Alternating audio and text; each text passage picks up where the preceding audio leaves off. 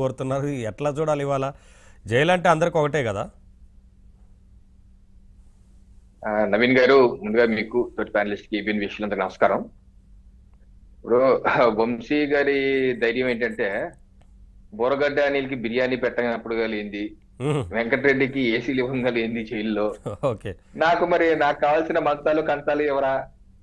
ఏ ఇది మాదే కదా ప్రభుత్వం, ఇక్కడ రాజ్యాంగమే కదా నడిచేది అనేది వాళ్ళ యొక్క ధైర్యం. ఎందుకంటే వంశీ గారు చదువుకోని వ్యక్తి అయితే కాదు కదా. ఈ మధ్య కూడా ఏదో ఎంబీఏ పెద్ద యూనివర్సిటీలో చేశారు. నేను బాగా చదువుకుంటాను, ఈ వయసులో కూడా 5 పదులు దాటిపోయిన వయసులో కూడా బాగా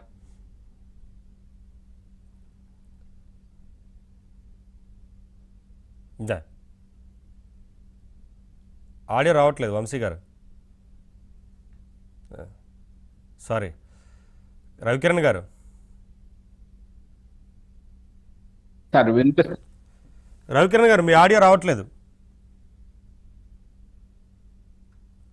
ఓకే సార్. గౌతమ్ గారు, ఇప్పుడు ప్రభుత్వం మారిన తర్వాత కూడా సార్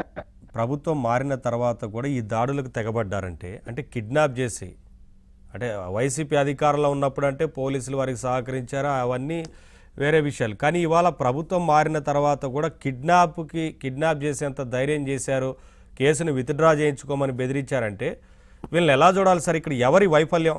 రవికిరణ్ గారి ఆడియో క్లియరా? వినపడుతుందండి.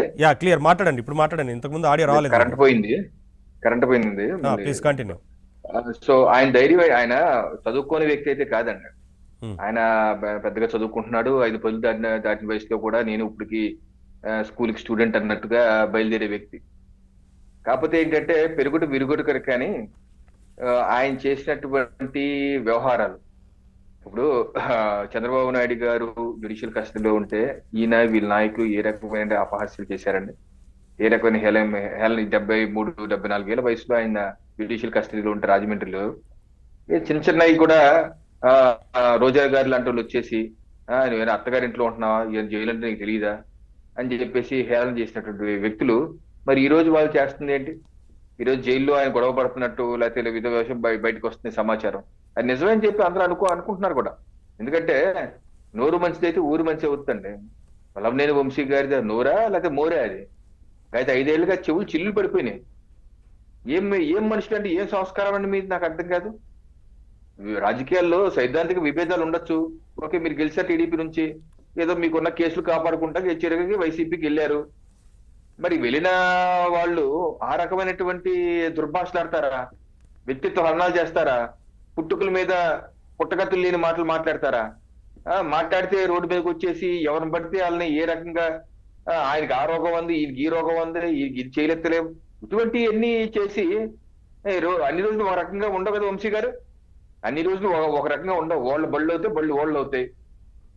ఏం చేశారు? దాడులు చేస్తారా? మీరు ప్రజాస్వామ్యతంగా మిమ్మల్ని ఎన్నుకుంటే మీరు ఏ పార్టీ నుంచి ఎన్నుకోబడ్డారో ఆ పార్టీ కార్యాలయం మీద దాడులు చేస్తారా?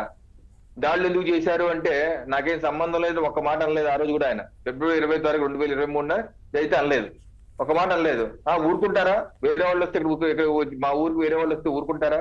మరి తిరిగితే ఊరుకుంటారా? అంటే వాళ్ళ నాయకులు, వాళ్ళ జగన్మోహన్ రెడ్డి గారి రక్తం అంతా, వాళ్ళ పార్టీ సంస్కృతి. ప్రతిపక్ష పార్టీ కార్యాలయాల మీద అది కేంద్ర కార్యాలయం లేదు, కాకినాడ ఆఫీసర్ లేదు, అది గుడివాడ ఆఫీసర్ లేదు, ఎక్కడైనా ఎవరి మీద దాడులు చేస్తారు. దాడులు చేయటం అంటే మా ఫ్యాన్స్ వాళ్ళందరూ నా అభిమానులు అలాగే చేస్తారు, వాళ్ళ నాయకులు సమర్థించుకుంటాడు. అదే కోణంలో వీళ్ళంతా ఈ రకమైన ట్రైనింగ్, ఈ రకమైన సంస్కృతి నాకు తెలిసి భారతదేశ చరిత్రలో ఏ ఒక్క పార్టీ నిస్సిగ్గుగా, ఏ ఒక్క ముఖ్యమంత్రి అంత దుర్మార్గంగా వెనకేసుకొచ్చిన ముఖ్యమంత్రి దేశ చరిత్ర ఎవరు ఉండరండి. ఇప్పుడు మాజీ ముఖ్యమంత్రి, అప్పుడు ముఖ్యమంత్రి.